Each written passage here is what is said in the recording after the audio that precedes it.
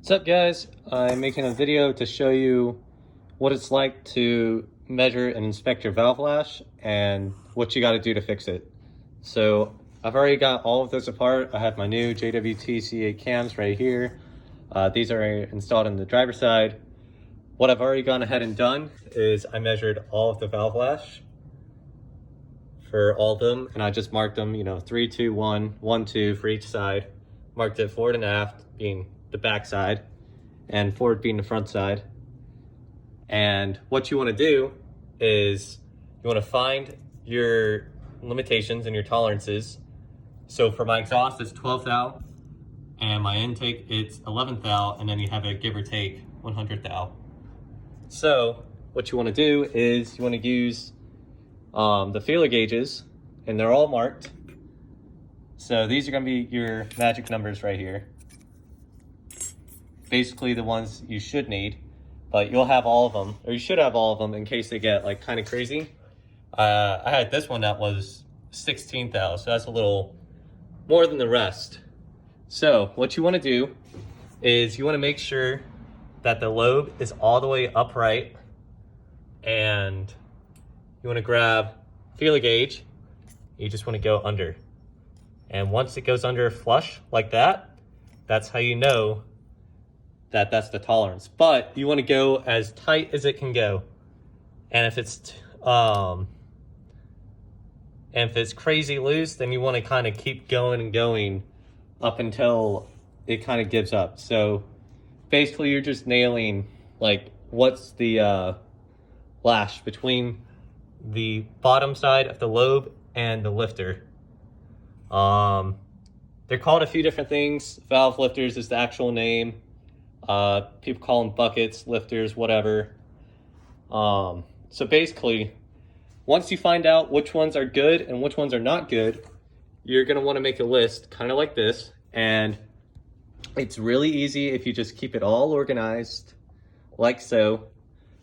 Once you have your numbers, you're gonna wanna take out the bucket like so. And you're gonna wanna use some micrometers. I got this from Harbor Freight. It was like 30 bucks, I think. And what you'll do is you will put the lifter in there, and you will measure between this piece right here and the top piece. And that will give you your thickness, and it will fit in here just fine. I'm not gonna show you because I've already done it, and I'm just trying to make some progress. Basically, once you have your new your lifter thickness, I lifted it like so. The valve lash of whatever this was, and the lifter thickness, and I lifted, and I wrote down all the measurements that I had, because once you do that, you're gonna wanna use this. This is the formula for determining your new lifter thickness. So what you're gonna do is you're gonna get the current lifter and the thickness of it, like I showed you, using this, which I have written down. Your measured lash, which is gonna be this, which you're gonna wanna convert into millimeters, which is what I did. And then you're gonna wanna plug in the specified lash, which is, again, these two right here, these two. And again, I converted it minus, so it's gonna be your measured lash, which is this one, minus the specified lash. And you're gonna add that to the current lifter thickness. And that will give you your new specified lifter thickness to put the lifter within tolerance for your valve lash. So what you wanna do is once you get this number, I went straight to Nissan because it's the easiest way for me.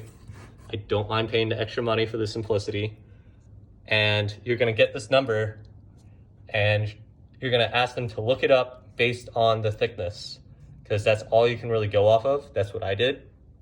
And the odd numbers, they're typically not gonna have. So what you gotta do is, I drew mine out to the, I think the 100,000ths. And with that, when it was like an odd number, I just rounded up or down, and that let me determine, since they don't have a 7.99, I went with the 8 mil. And I just wrote down the part number, which is what I did just so. They come in bags, EY01B, EY01B, and here is the new lifter. So this is the old one that's getting swapped out, and here's the new one. You can see it's stamped right here. The old ones are stamped as well. Sometimes they are hard to see. And basically, you're gonna wanna oil them, use assembly lube, whichever you prefer. Once you have the new lifters in, you're gonna put them back in, reinstall the cams, and then you're gonna recheck your valve lash just to ensure that it's all good to go. So it's pretty easy, nothing too crazy. It does take a lot of time. There's a lot of math involved, but it's pretty straightforward. Key factor to know is you can't just lash it while the lobes are down like this. And if they're crooked, that's not right either. You want to make sure that the top of the lobe is perpendicular with the surface of the lifter. And all you gotta do is just rotate the cam. If you're doing this job, I'd assume you know this. If not, I wanted to make this video for those that did not. I did go through a few extra sheets like while I was doing this, and I just wrote it down as I went. And when I was done, I just plugged them into a new paper. This is like the easiest method that I could come up with.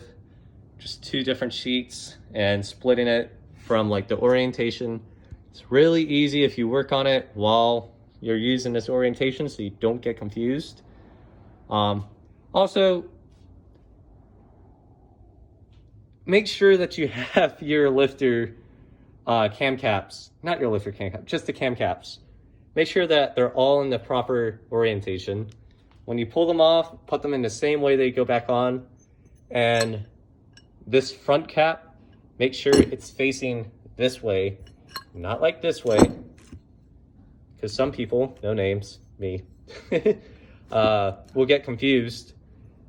Because if you put it down like this and you step away for a few months, you're gonna think that it goes like that. So just make sure you're putting it in the exact orientation. That way, when you put it back on, it's all this proper orientation. Because if you're like me, made a mistake and was confused as hell, because I put all my caps on in the right orientation position, except for my front cap, I had it backwards like this, and one of my camshafts was not rotating properly. Come to figure out, I was just being an idiot for the minute, and my front cap was rotated. So make sure they are in the proper position, in a proper orientation when you are removing and installing. Most of you probably know that, but just take it from me. I know what I'm doing too, but everyone makes mistakes. So just take your time, get through the process. It's not the worst thing to do. Biggest thing I could recommend for the job is calipers, or micrometers, my bad, like this. Make sure that it has like I'd say about 1 inch right here, so you can fit the lifter in there. I went to Napa because they have a solid set of feeler gauges. For some reason, some feeler gauge sets skip 11th thou. So before you go to some random place and buy one, like this one I got from AutoZone, and I'm pretty sure it skipped 11 thousandths, which is like the one key one I needed. So I went to Napa and paid like 20 bucks for one that had twice as many, but included it. So just make sure that you have the proper ones, you lash them properly, write it down, double check just because, do your math, determine which new lifters you can have. And one key thing that would definitely help keep the price down on these lifters, because they do go for like $40 to $60 a piece. You can flip them around, but what you need to do is determine the math. So 100 thousandths of an inch is 0.0254 millimeters. So multiply that by 2. So this one was 10 thousandths, right? And I needed to be bumped to 12. So because this is too tight, I want to make it smaller. So you subtract 200 thousandths, which is this in millimeters, from the current lifter thickness. And that said, I needed to find this one of this measurement within the tolerance of give or take 100 thousandths, which I have right here for this one. And luckily this guy is pretty damn close to this. So I'm putting this one right here. Boom, 50 bucks I saved right here. I did the math for this. I need to find one in 8.055 or within this. So I found this one and it's going right here, which is what I just did right there. If you can do that for a few of them, I had 13 that were out of spec. It's about 700 bucks right there. It was not fun, but it is what it is. You want to make sure that you are getting these lifters to be within the proper valve vash. If it's too loose, it's going to rattle and it won't be good. If it's too tight, a valve will not close properly and that can lead to a whole bunch of problems. It's better to just dip out $200-300 bucks on lifters, or 700 if you're me, and just get it out the way. Nissan does have them. If you don't want to go to Nissan, JWT Jim Wolf Technology, this is where I got my cams from.